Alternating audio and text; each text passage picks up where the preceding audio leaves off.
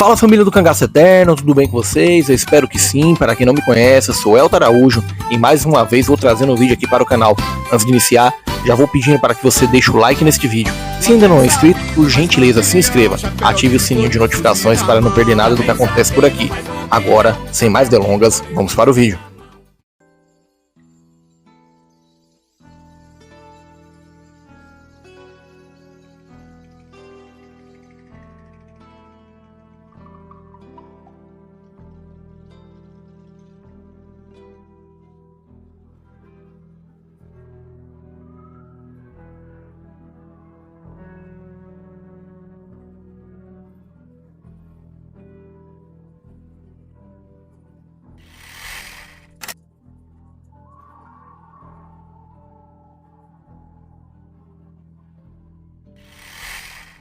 Hoje iremos falar de um personagem ultra importante para a história do cangaço, Benjamin Abraão Calil Botto. Nascido em 1890, segundo sua família, Benjamin Abraão tem como sua terra natal Zali, na época cidade da Síria e atualmente do Líbano. Em 1910, por volta desse ano, todo fim de mês ia para Damasco, na Síria, com um tio que armava caravanas para a venda de utensílios aos beduínos. Em 1915, Benjamin Abraão desembarcou no porto do Recife, fugindo do alistamento militar obrigatório devido à Primeira Guerra Mundial. Aqui fez contato com os parentes distantes, os Elimas, que trabalhavam no comércio da cidade, no ramo de miudezas por atacado, das ferragens, de equipamentos de caça e de pesca. Ainda em 1915, fugiu do colégio, onde seus primos, os Elimas, matricularam e foi para Rio Branco, atual Arco Verde. Devolvido aos parentes, passou a trabalhar como mascate.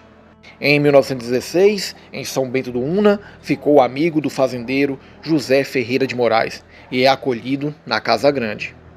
Entre 1916 e 1917, em Arco Verde, toma conhecimento da existência do padre Cícero Romão Batista, o Padim Cis, por romeiros que partiram para Juazeiro do Norte, no Ceará, onde morava o sacerdote, considerado virtuoso e místico. Benjamin soube que milhares de nordestinos iam a Juazeiro do Norte para receber a bênção do padre pelo menos uma vez por ano, e que tomara a cidade um excelente local para negócios. Decide então ir para Juazeiro. Todos os dias o padre Cícero dava uma bênção na sua casa aos fiéis. Certa feita, Benjamin conseguiu ser avistado pelo sacerdote, que perguntou a ele a sua origem. Benjamin identificou-se como natural de Belém, a terra de Jesus, e pediu para ficar na cidade sob a proteção do religioso. O padre então respondeu: "Fique, meu filho, seja bom, pode sentir-se aqui como se fosse a sua própria casa." Benjamin foi morar na casa de Pelúcio Corrêa de Macedo, pessoa de inteira confiança do padre Cícero. Padre Cícero mandou matricular Benjamin no Colégio São Miguel, do professor Manuel Pereira Diniz. Foi incumbido de fotografar a primeira visita feita por um governador do Ceará, João Tomé de Saboia e Silva, a Juazeiro do Norte. Retomou ao ofício de ourives, tentando aprimorar os rudimentos que havia trazido da casa de seus pais, e estudou no Crato com o mestre Teófilo Abate. Em 1920, como ourives, viajou por Cajazeiras, Crato, Jardim e Barbalha. Teve a notícia da morte de sua mãe e recebeu uma herança enviada por seus primos do Recife. Abriu um armazém de artigos religiosos e fixou-se em Juazeiro do Norte. Benjamin tornou-se secretário particular do padre Cícero e passou a morar na casa paroquial. Pouco tempo depois, recebeu as chaves da casa. Como assistente pessoal do sacerdote, passou a ter muito poder e a exercer diversas atribuições públicas e privadas. Conheceu personalidades de destaque nacional, clérigos, políticos, militares e educadores. Porém, a vida de Benjamin Abraão mudaria a partir do momento que ele teria o primeiro contato com Lampião e seu bando. Apesar de viver sob a proteção e o contato com um religioso tão famoso, Benjamin Abraão, ao longo de sua vida aventureira e cheia de mentiras, colecionou desafetos, principalmente após a morte do padre Cícero, em 1934. Devendo para diversas pessoas, sob ameaça e precisando pagar, Botto teve a ideia de filmar o bando de Lampião. Para conseguir o consentimento de Lampião para filmar e fotografar sua cabroeira em seu habitat, logicamente que fizera determinado acordo sobre a divulgação e a data desses registros.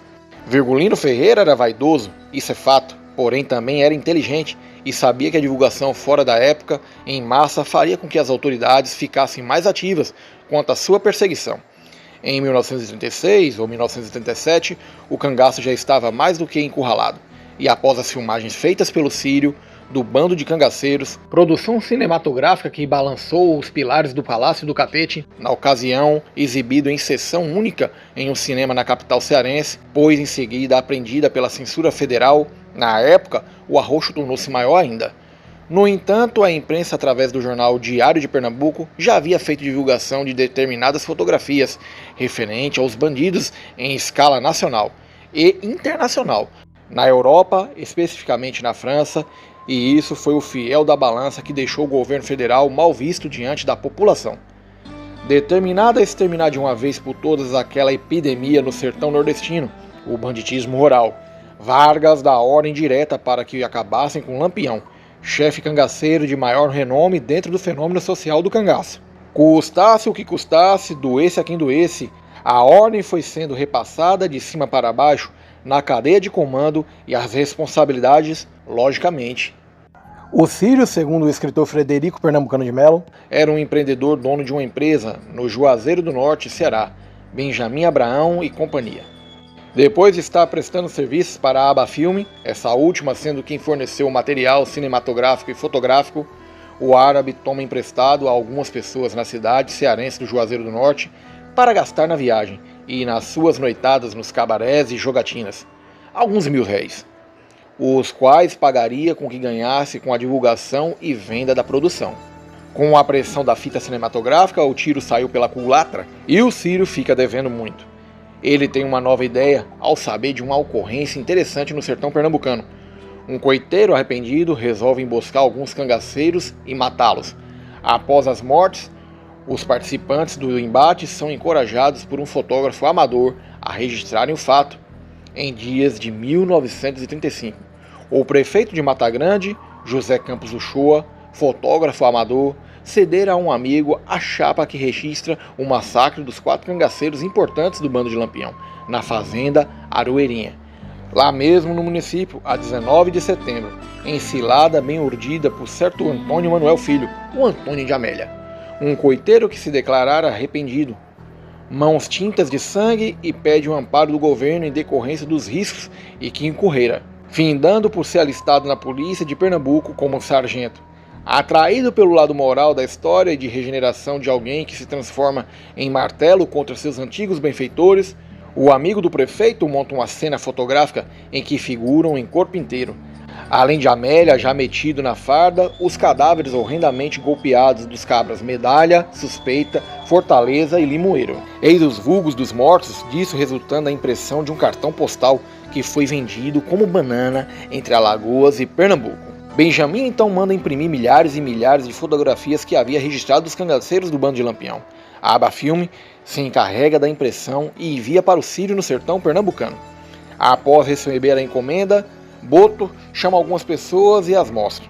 Notando o grande impacto e admiração daquelas pessoas, contrata alguns empregados e os envia para o sertão alagoano, a fim dos mesmos venderem o produto. Ora, com o aperto que as autoridades estaduais vinham sofrendo do governo federal, ao ficarem sabendo de tais divulgações, se irritam e ordenam seu confisco.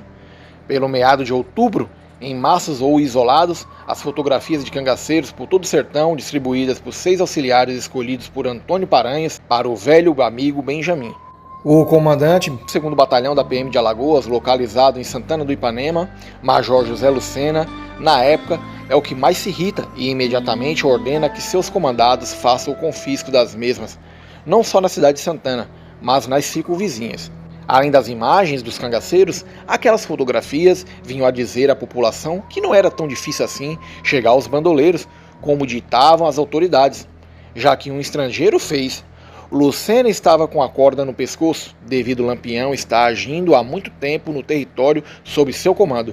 O comandante-geral da PM de Alagoas, na ocasião, o Coronel Teodoreto, já o havia chamado em Maceió e, dando-lhe um grande aperto, cobra-lhe resultados. Benjamin, ao saber que suas fotografias foram confiscadas a mando do Major José Lucena, um frio lhe escorre pela espinha, ao saber que tinha feito mais um inimigo perigoso, pois sabia que tratava-se de um homem que não era de brincadeira e mandava matar, ou mesmo matava uma pessoa sem cerimônia alguma. E, estando em terras pernambucanas, manda chamar os auxiliares e, recolhendo o que sobrou, pega os pacotes que ainda estavam guardados, tocando fogo em tudo. Quem comprou, comprou. Quem não comprou, não compra mais. Melhora a vida. O medo de Benjamin era tanto do comandante alagoano que ele corre à capital pernambucana e, indo à sede do Jornal Diário de Pernambuco, solicita da mesma uma espécie de credencial referindo que estava naquela região de Vila do Pau-Ferro, município de Águas Belas, Pernambuco, a serviço do mesmo. Logicamente, com tantos furos, através das fotografias que o Círio cedeu ao jornal, seu pedido foi aceito e a autorização para usar o nome do jornal concedida. Achando que esse problema estava resolvido, Benjamin retorna ao interior com a perspectiva de filmar na fazenda do coronel Audálio Tenório pela primeira vez uma vaquejada. A visão do árabe realmente era muito boa, ele conseguia ver além do presente. O coronel determina que o evento ocorra em novembro daquele ano, 1937. Manda avisar os seus amigos fazendeiros, familiares, vaqueiros e outras pessoas que ficam sabendo quais chegam da data da pequena vila de Pau-Ferro, que estava totalmente ornamentada a caráter para aquela festa de apartação. Entre os convidados estavam figuras ilustres da Força Pública de Pernambuco e Alagoas, sendo do primeiro o coronel João Nunes e do segundo o major José Lucena. O coronel Audálio Tenório era um homem com a estatura de 1,80 m, apresentando-se em cima de uma montaria de pelo branco. Saúda a todos e dá boas-vindas aos vaqueiros que participaram da apartação. Os 80 vaqueiros ouvem a saudação de um coronel Audálio montado em um quartal branco impecável, metido nos couros dos pés à cabeça, traje completo de campeador das caatingas. Quebrando no chapéu de couro rebatido, no guarda-peito, no gibão, nas perneiras, nas luvas, nas esporas de prata do finado coronel Chico, seu pai, nas botinas vermelhas de couro de veado e na ligeira passada no punho a moda peia de mão. A presença de Lucena deixa o árabe um pouco preocupado e apreensivo. No entanto, balança o dedo para cima e registra momentos magníficos e eternos para a história, os quais saem em edições futuras do Diário de Pernambuco. Após esses registros, Benjamin fará novamente registros inéditos nas terras da fazenda Barra Nova, do coronel Audálio, onde se realizou a festança de gado. Benjamin consegue filmar vaqueiros correndo atrás de barbatões e novilhas na mata de Mata Branca. De volta à pequena vila, onde os comes e bebes eram servidos durante quase toda a noite, Calil marca mais um momento para a posteridade. Registra o coronel Audálio Tenório, um dos maiores acoitadores de Virgulino Ferreira, o cangaceiro Lampião, a desfilar de braços dados entre as ruas improvisadas pelas barracas, com um dos seus maiores inimigos em território alagoano, o major José Lucena, os quais ainda estavam ladeados pelo coronel João Nunes e o fazendeiro Gerson Maranhão, esse último parente de José Lucena. Quem organizou as barraquinhas para a venda de comidas e bebidas havia sido Benjamin Abraão. O coronel Audálio havia fornecido a grana para que o árabe pudesse comprar a comida e as bebidas a serem vendidas na festa, além de ter emprestado dinheiro para a compra dos filmes e outras coisas. A festança é ótima para os participantes, porém para Benjamin não o fora. O apurado não chega nem de longe com a quantia que tinha que pagar ao coronel. Pela quantidade de transuentes participantes, o árabe chega a desconfiar do pessoal que estava o auxiliando. No momento crítico, chama um deles de ladrão. Era um homem de cara dura e marcada com sequelas da bexiga, que tinha vindo da região de Mariana, e acusando de ter-lhe roubado o apurado, ou parte desse, arranja mais um inimigo perigoso, pois era uma ofensa imperdoável nas quebradas do sertão nordestino chamar alguém de ladrão. Pois bem, o patrono do evento festivo manda chamar o aventureiro árabe e cobra-lhe o que havia lhe emprestado. Sem ter saída, Benjamin pede alguns dias ao coronel para ir à capital Recife, levantar e trazer a quantia devida. No Recife moravam vários parentes de Benjamin. No entanto, acreditamos por vários terem levado calote, não emprestam nem R$1 a ele. O Círio está mais do que apertado, pois havia determinado uma data para vir prestar contas, pagar ao coronel e resgatar as promissórias assinadas. Em vez disso, passa a adiar o pagamento, referindo que arranjara emprestado com seus amigos em Juazeiro do Norte, Ceará. Nada feito, ninguém estava doido de emprestar dinheiro e perdê-lo. Logicamente, o coronel deu-lhe um ultimato: colocando sua vida em risco. Mais um grande inimigo que o aventureiro Círio acaba de arrumar. Esse peso pesado. Lampião, com a determinação de Getúlio Vargas, vê as portas se fecharem. Sem apoio dos fornecedores, nenhum grupo de bandoleiros sobreviveria por muito tempo. A divulgação das imagens do bando feita por Benjamin havia agitado em muitas autoridades em cada estado nordestino. Planos novos foram feitos e ações novas foram determinadas quanto aos colaboradores. Alguns correram, entraram no meio do mundo, outros foram presos, muitos mortos, e uma boa parte muda de lado. A vida de cada um estava em jogo, e a grande e eficiente malhada formada pelo rei do cangaço começava a quebrar em vários pontos. O fim do cangaço estava se aproximando. Nos meses subsequentes, Virgulino, por medida de segurança e cautela, mantém-se mais o estado sergipano. Certa feita, conversando com o cangaceiro Candeeiro, na ocasião, um daqueles que fazia sua guarda pessoal, referindo-se a Benjamin, detona. Ele foi falso comigo, levando de mim para contar aos oficiais. Virgulino acreditava que Boto havia o traído. Além dessas imagens, na pequena vila de Pau-Ferro, no município de Água Branca, Pernambuco, onde aparece o Major Lucena, e da divulgação através da venda de suas imagens, ele consegue registros inéditos e históricos em Jeremoabo, Bahia, e outros lugares de comandantes inimigos ferrenhos de Lampião, com a imagem do comandante Manuel Flu e do tenente Zé Rufino e outros. Sabedor de que o retratista encontrava-se na vila de Pau-Ferro, Virgulino levanta acampamento em Sergipe e vai em direção a Pernambuco, via Alagoas. No dia anterior ao assassinato de Benjamin, Lampião encontrava-se acampado a mais ou menos 9 km, légua e meia, de onde se encontrava o árabe. Segundo Frederico, nas entrelinhas do livro Benjamin Abraão, Entre Anjos e Cangaceiros, primeira edição, o Círio teria feito ou tentado fazer chantagem a algum coronel coiteiro de Lampião. O coronel Odálio, por exemplo, devido à localidade em que se encontrava, ou algum outro de seus colaboradores de renome na sociedade, por ter informações secretas sobre ele e o cangaceiro. Há pelo menos um amigo revelou não ter levantado sequer a metade do dinheiro que tinha de pagar, mas que estava pensando em cotar a peso de ouro o seu silêncio, depois das semanas de convívio no bando de Lampião em 1936, em que se assenhorava de informações tanto mais delicadas quanto mais icônicas, se mostrava para a elite sertaneja a situação de suspeita generalizada em que estava mergulhado o país. O escritor refere-se ainda ao aventureiro como um colecionador de inimizades. Quando estava na vila de Pau-Ferro, Benjamin Abraão costumava se alojar em uma pensão. Dessa vez dividiu o quarto com um amigo, Antônio Paranhos, aquele que arranjou os 6 auxiliares para a venda das imagens dos cangaceiros, que não sai do quarto. Benjamin troca de roupas, vai passear nas ruelas da vila. Benjamin era um namorador nato. Citam alguns autores que ele estava apaixonado por uma mulher casada.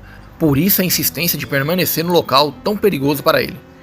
Encontrando com alguns conhecidos, vão para um boteco tomar cervejas. O tempo passa e a noite cobre com seu manto negro aquela pequena povoação no interior pernambucano. Após a ocasião, algumas luminárias são acesas através da força elétrica de um gerador. Algum tempo depois, Boto despede-se dos conhecidos e ruma sentido da pensão. Após dobrar uma esquina, as luzes são apagadas. Algum defeito no gerador? Talvez. Porém, para o que ocorreu em seguida, notadamente, o motor foi desligado. E estando o vilarejo em total escuridão na noite de 7 de maio de 1938, de repente alguém começa a gritar pedindo socorro, por estar sendo esfaqueado. Na sequência, em vez de escutar-se os pedidos de socorro, passa-se a escutar gemidos de dores, os quais vão diminuindo até sumirem por completo.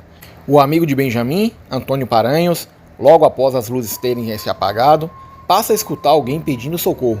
Reconhecendo o timbre de voz, deixa a pensão e vai em sentido em que os gritos o levam. No entanto, antes de chegar perto, das sombras vem uma voz que lhe diz: "Arreda, cabra, é encrenca." Imediatamente, Antônio sabidamente retorna para o quarto da pensão e fica a esperar ouvir ou saber alguma coisa. A noite é longa, as horas não passam e a ansiedade aumenta. Só quando o dia amanheceu é que se começa a escutar um zum danado vindo de algum local da vila. Havia um paraplégico, José Rodrigo Lins, conhecido pela alcunha de Zé de Rita, que morava ali perto.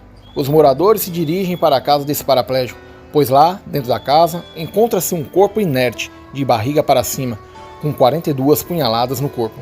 Era o aventureiro árabe, que um dia foi secretário do padre Cícero. O deficiente físico era casado com Dona Laide Rodrigues de Siqueira, e foi por ela que o Círio havia se apaixonado. Segundo autores, essa paixão jamais foi correspondida. Além de ter um defeito físico, notamos que Zé de Rita apresentava ter outro problema de saúde, alguma coisa não batia bem em seu cérebro. Ao lermos a cena descrita pelo pesquisador pernambucano de Melo, a um canto sobre um tamborete, Zé de Rita se mantém impassível, pernas encolhidas, pés sobre o tampo, comendo o tutano que retira lentamente de um osso grande, lambendo os dedo a dedo. Diz, mais vida tivesse, eu matava, repete sem cessar. Com certeza não era só de defeito físico que o coitado Zé de Rita sofria. Agora o mais incrível é que esse cidadão paraplégico e com problemas mentais é considerado o matador de um homem forte, novo, saudável e de um porte físico acima de mediano. A 17 de maio, passados somente 10 dias da ocorrência, o delegado ocorre a se livrar da batata quente. Fecha o inquérito policial no 2º distrito de Água Bela, apontando, nominalmente, o casal responsável único pelo homicídio. Segundo notícia, o Diário de Pernambuco, de 19, renovando o lamento pela perda do nosso colaborador especial, que fizera constar do registro de morte, saído na edição do dia 10, como direito da fotografia.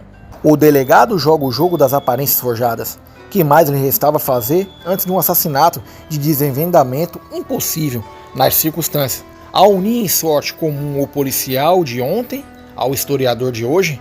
No 7º dia da tragédia, absolutamente só, o padre Nelson de Barros Carvalho reza a missa pela alma da vítima. Ele e Deus, nem o coroinha das caras na capela.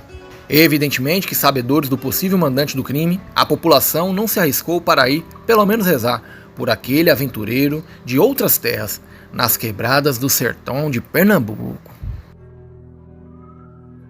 Bem pessoal, encerro por aqui, espero que vocês tenham gostado do vídeo de verdade.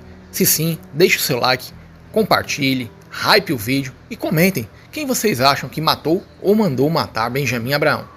No mais, eu me despeço por aqui. Fiquem todos com Deus. Um forte abraço e até a próxima.